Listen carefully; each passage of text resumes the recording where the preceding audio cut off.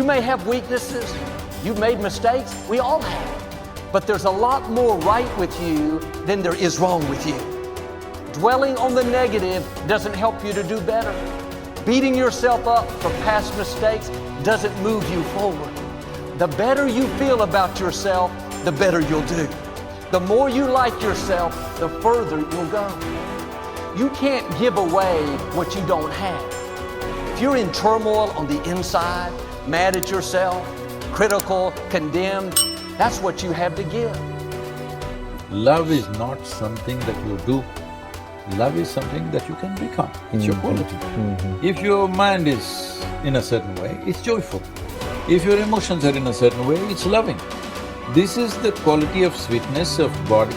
If your body becomes sweet and pleasant, it's called health and pleasure. If your mind becomes very pleasant, it's called peacefulness and joyfulness. If your emotions become pleasant, it's called love and compassion. If your very life energy becomes pleasant, it is called blissfulness and ecstasy. Only if your surroundings become pleasant, it's called success. In Buddhism, they say replace any negative thought immediately with a positive thought. And the neuroplasticity says the same thing, because neuroplasticity is amazing, but it can be bad.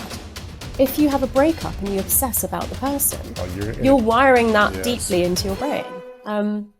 So you have to direct your neuroplasticity, and if you do get that voice in your head, which is normal for all of us, you need to, override that with a positive statement. So your forebrain is the builder, it's the designer, it's the CEO.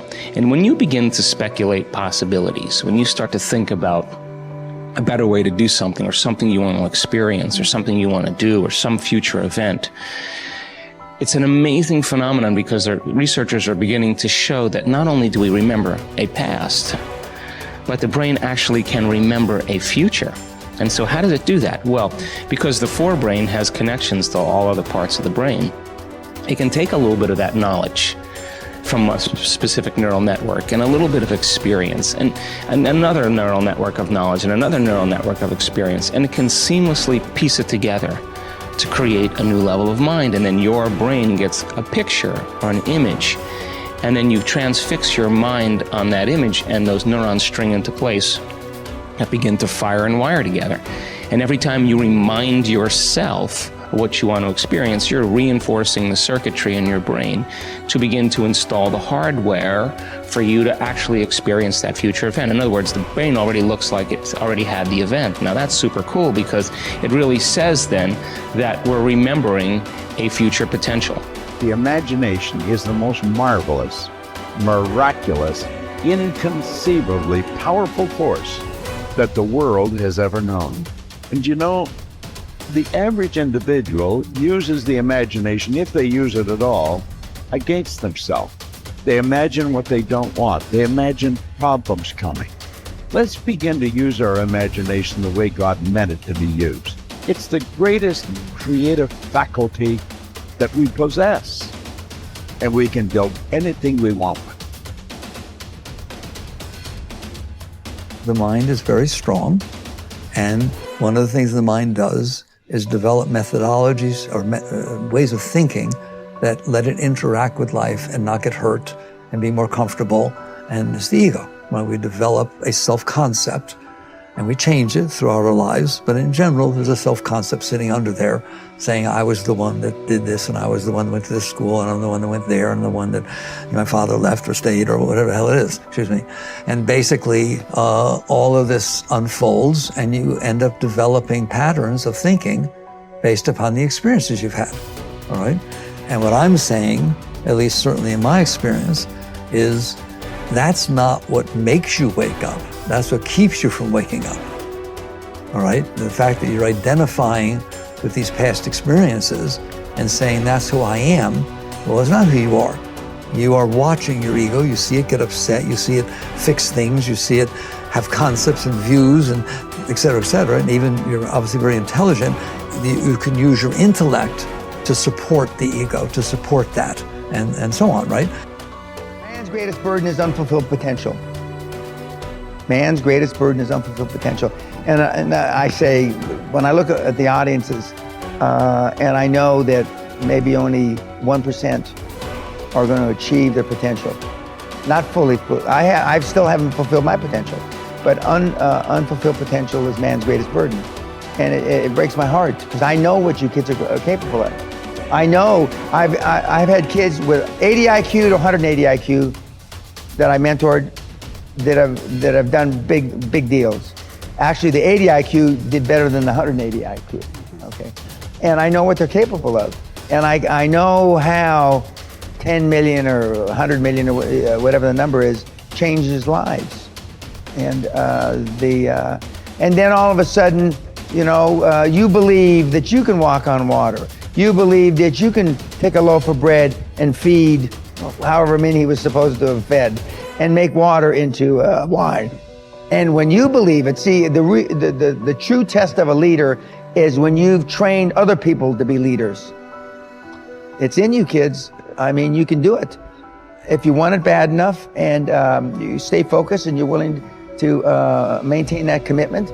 I have to go become more confident. I have to go become a person capable of doing these things. I have to change myself to get there. I can't wait for circumstances to change so I can have my dream. Then our dreams would never happen. We have to get to the point of maturity in our lives where we say, okay, 2 things are going to change my life. Something new is going to come into my life and make me lucky and blessed. And maybe I can't count on that forever.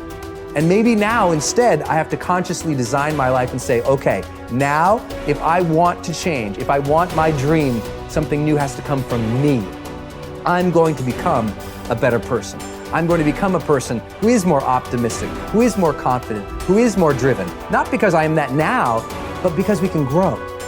That you can become the type of person who you need to be to achieve your ideal life. You can start today living from your highest ideals, your highest sense of self, your strongest sense of self. You don't need permission. You don't need a guy like me to look at the video camera and say, you have now permission. But if you've been waiting for it, you have permission. It's like at some point in your life, you just say, okay, I have permission to become my best self. And by becoming your best self, you start to achieve your best things. You start to contribute better things. You start to become a better human being. You can do that now, today.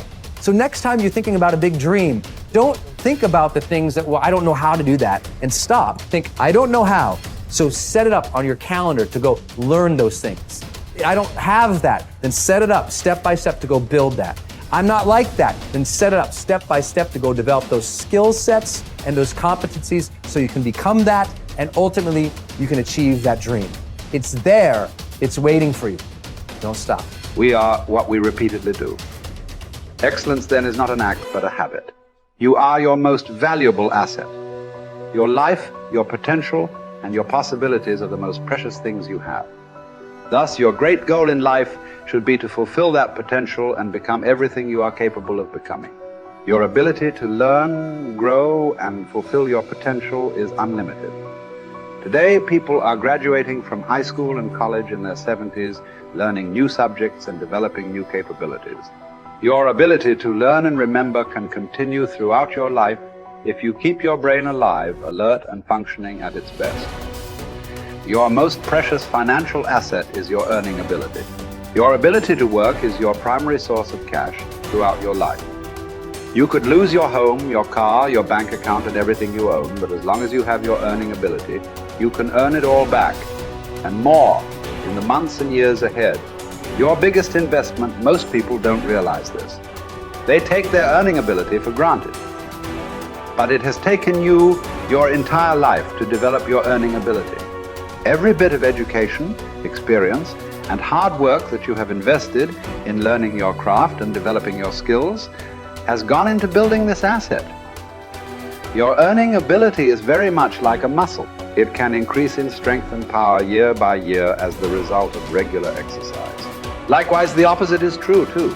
If left alone or ignored, your earning ability, like your muscles, can become weaker or even decline because you have simply failed to upgrade it continually. In other words, your earning ability can be either an appreciating or a depreciating asset. What got you here won't get you any further. Some people are actually losing value each year, declining in earning ability because they are not continually upgrading their knowledge and skill. They don't realize that whatever knowledge and skill they have today is rapidly becoming obsolete. It is being replaced by new knowledge and skills that, if you don't have them and someone else does, you will be in danger of being overtaken by your competition. The achievement of personal excellence is a decision you make, or that you fail to make. But in the absence of a commitment to excellence in your chosen field, you automatically default to average performance, or even mediocrity. No one becomes excellent accidentally or by just going to work each day. Excellence requires a definite decision and a lifelong commitment. Knowledge and skill are the keys to the 21st century. Becoming the best person you can possibly be and moving to the top of your field require the application of self-discipline throughout your life. Mental fitness is like physical fitness. If you want to achieve either, you must work at it all your life. You can never let up. You must be continually learning and growing. Every day, week and month, throughout your career, and in other areas of your life. If you're going to join the top 20% and stay there, to earn more, you must learn more. Abraham Lincoln once wrote, "The fact that some have become wealthy is proof that others may do it as well." What others have done, you can do as well. If you learn how, everyone who is at the top was once at the bottom. Many people who come from average or poor families with average incomes or who grow up in average circumstances have gone on to become some of the most prominent people in their fields. And what hundreds of thousands and even millions of other people have done, you can do as well. The philosopher Bertrand Russell once wrote that the very best proof that something can be done is that someone else has already done it.